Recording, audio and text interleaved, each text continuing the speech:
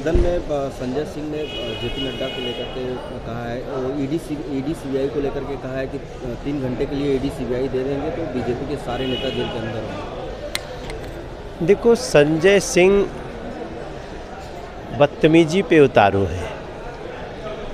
संजय सिंह का जो भूतकाल है वो एक विवादों से भरा हुआ है, और वो जिस सदन में है, राज्यसभा में, वहाँ जाकर के इस तरह की अभद्रता, इस तरह की निम्न कोटि की भाषा का प्रयोग ये आम आदमी पार्टी के लोग ही कर सकते हैं।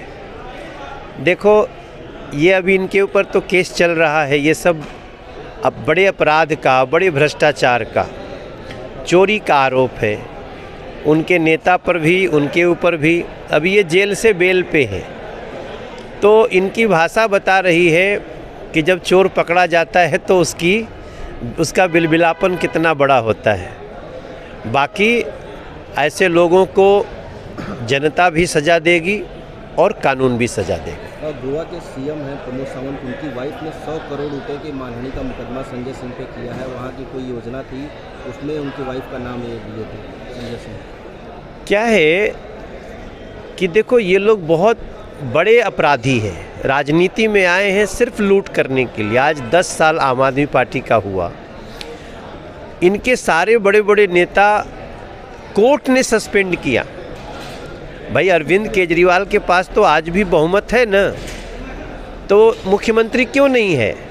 क्योंकि कोर्ट ने कहा तो मुख्यमंत्री ऑफिस जा नहीं सकते, फाइल साइन कर नहीं सकते।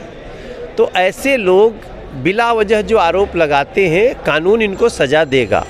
हमारे जो गोवा के मुख्यमंत्री और उनका परिवार है, वो सदाचार का एक बहुत बड़ा एग्जाम्पल है। तो इन छिछोरे लोगों की बातों को हम एक बहुत अलग ढंग से लेते हैं, लेकिन आरोप को हम बहुत गंभीरता से लेते हैं। और निश्चित रूप से जो प्रमोद सावंत जी की पत्नी ने मानहानि का दावा किया है, उसमें इन लोगों पर कार्रवाई होनी चाहिए। आज 1 बजे प्रेस कॉन्फ्रेंस में कह रहे हैं कि बुजुर्गों के लिए बड़ी योजना लेके आ जाने वाले हैं, तो एक मिसाल पेश होगी। अब क्या चुनाव आएगा तभी सब देखो, 10 साल और 10 साल से पहले भी 49 दिन का सरकार रहा है।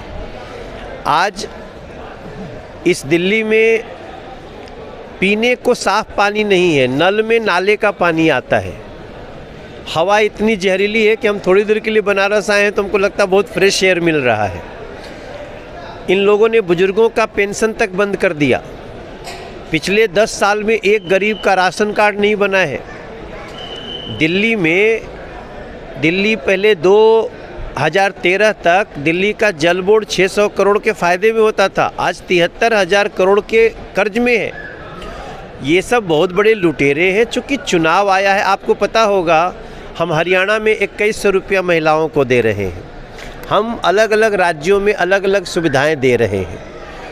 ये लोग कई जगह तो हमारी नकल कर रहे हैं। और जहाँ तक रही बुजुर्गों की बात, जो बुजुर्गों का पेंशन ही बंद कर दे, वो बुजुर्गों का कभी हितैषी नहीं हो सकता। चूँकि चुनाव है तो ये धड़ाधड़ झूठ बोलने में लगा हुआ है। अब कोई व्यक्ति अरविंद केजरीवाल और उसकी पार्टी पे विश्वास नहीं कर। कांग्रेस आरक्षण की 50% सीमा बढ़ाकर मुसलमानों को आरक्षण देना चाहती है, और अमित शाह जी कह रहे हैं कि जब तक सदन में एक भी बीजेपी का लोग हैं तब तक ऐसा कुछ नहीं होने देंगे जातिवाद पर। देखो, इनकी नीयत ही ऐसी है कि इस देश को बांट दें। ये हिंदू मुसलमान में, जातियों में बांटने में लगे रहते हैं। संविधान बाबा साहब भीमराव अंबेडकर ने जो बनाया है, उसको बदलने देंगे क्या हम लोग?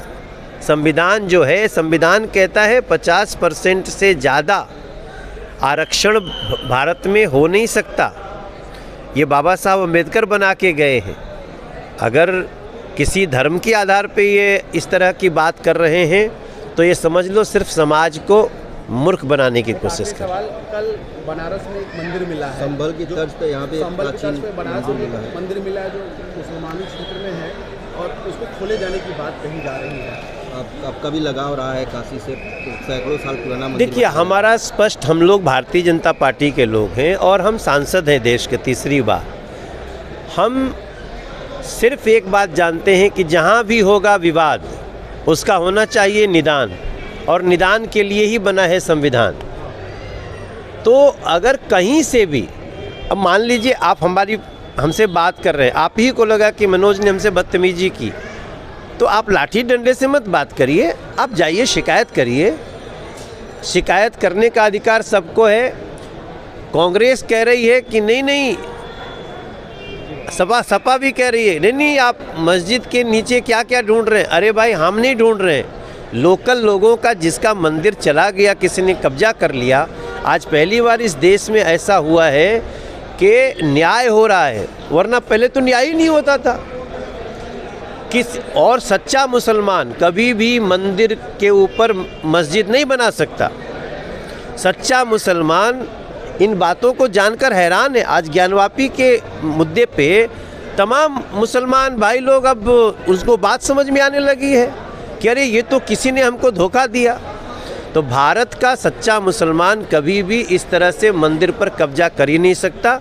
जहाँ भी विवाद होगा निदान होना ही चाहिए। जी, एक आखिरी सवाल, आज विधानसभा का घेराव हो रहा है, कांग्रेस विधानसभा का घेराव कर रही है, तमाम कांग्रेस के नेता लखनऊ विधानसभा का घेराव करने पहुंचे, महंगाई बेरोजगारी की मुद्दा बना। कांग्रेस को पहले राहुल गांधी का घेराव करना चाहिए, जिसने अपनी पार्टी को मिट्टी में मिला दिया।